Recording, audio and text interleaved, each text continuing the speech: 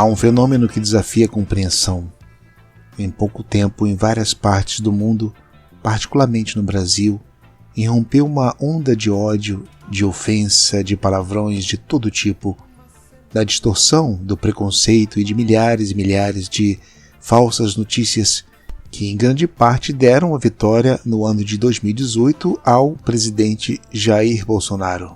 Youtubers que falseiam a realidade, misturando palavrões com zombarias e réis moralismos, calúnias que demandaram processos judiciais até pelo Supremo Tribunal Federal. Comunista e socialista perderam seu caráter analítico e viraram palavras de acusação.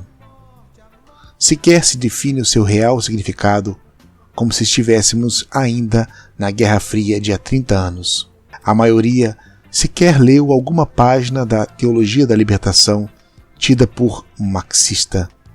Ignora o seu propósito básico, a opção pelos pobres e por sua libertação, isto é, em favor da maioria da humanidade, que é pobre. Nunca devemos esquecer o que foi a genocida destruição das Índias brasileiras. O primeiro encontro, supostamente a 21 de abril de 1500, narrado ilidicamente pelo cronista Pero Vaz de Caminha, logo se transformou num profundo desencontro.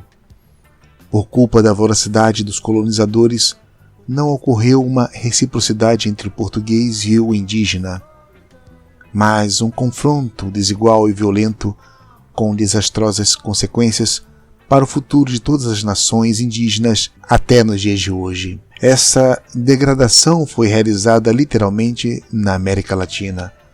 Foi-lhes negada a condição de seres humanos. Ainda no ano de 1704, a Câmara de Aguiras, no Ceará, escrevia em carta ao rei de Portugal que missões com esses bárbaros são escusadas, porque de humano só tem a forma, e quem disser outra coisa é engano conhecido.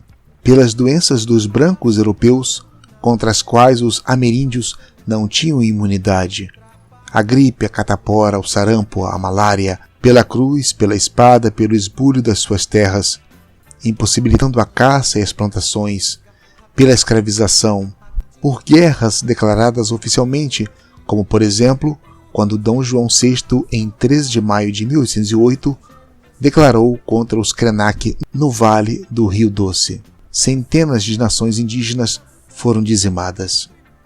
Com elas, se empobreceu a humanidade por termos perdido a chance de assistir outra forma de sermos humanos e de vivermos integrados na natureza. Vigorou na relação com os indígenas o propósito político de sua erradicação, seja pela sua aculturação forçada, seja pela miscigenação espontânea ou planejada, seja pela pura e simples exterminação física, como fez o governador-geral do Brasil, Mendes Sá, com os indígenas Caeté, em Pernambuco, e os Tamoio, no Rio de Janeiro.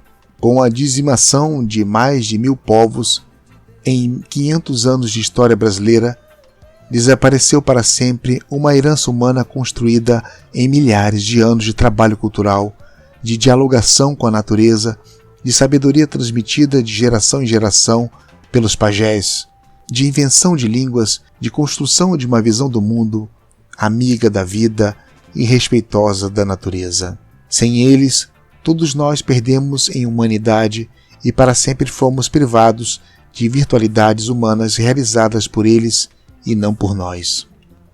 A história da escravidão se perde na obscuridade dos tempos milenares. Há uma vasta literatura sobre a escravidão. No Brasil, fontes de pessoas escravizadas são quase inexistentes, pois elas eram mantidas analfabetas.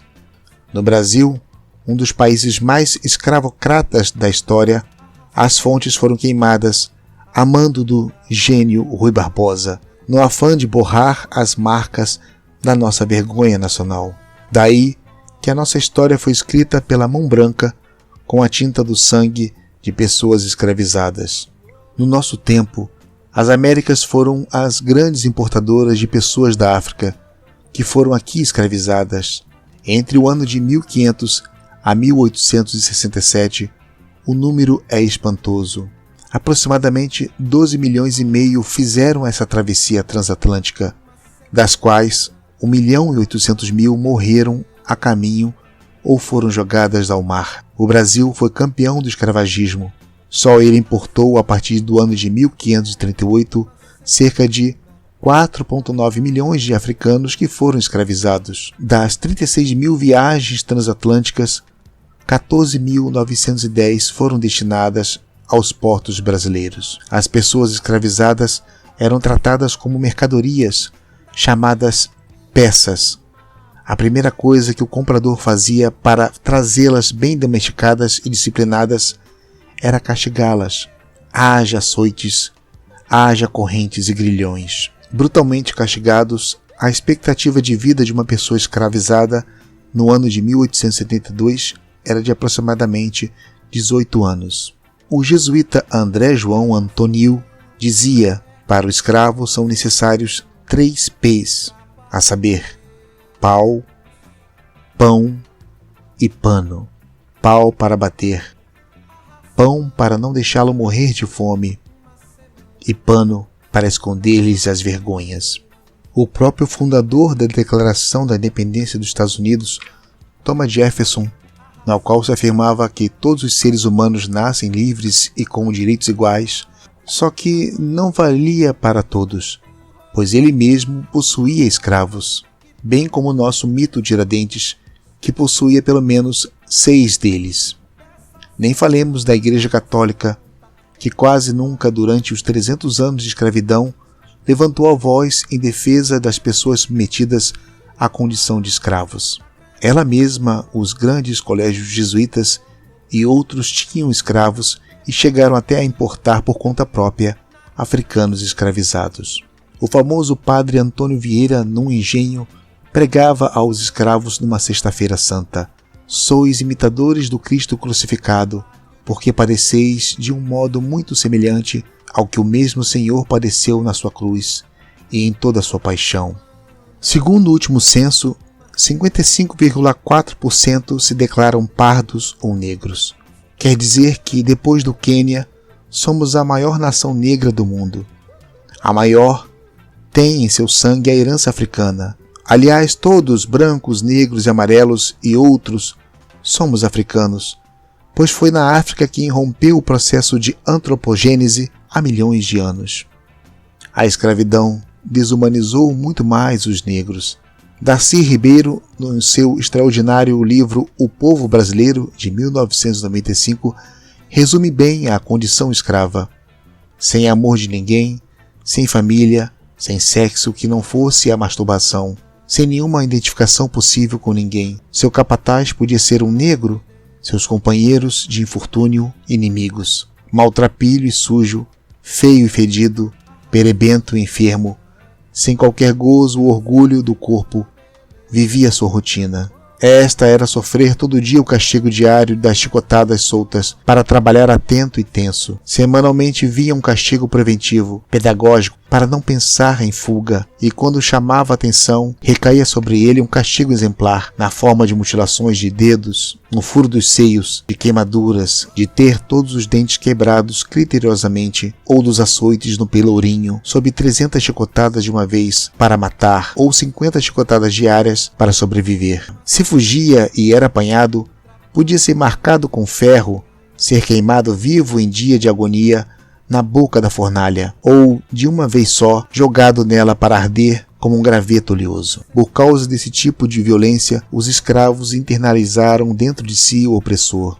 Para sobreviver, tiveram que assumir a religião, os costumes e a língua dos seus opressores. A abolição dos escravos no ano de 1888 não significou a abolição da mentalidade escravocrata, presente na cultura dominante que continua mantendo centenas de trabalhadores com uma relação análoga ao dos escravos. Em janeiro do ano de 2019, havia 204 empreendedores cometendo esse crime.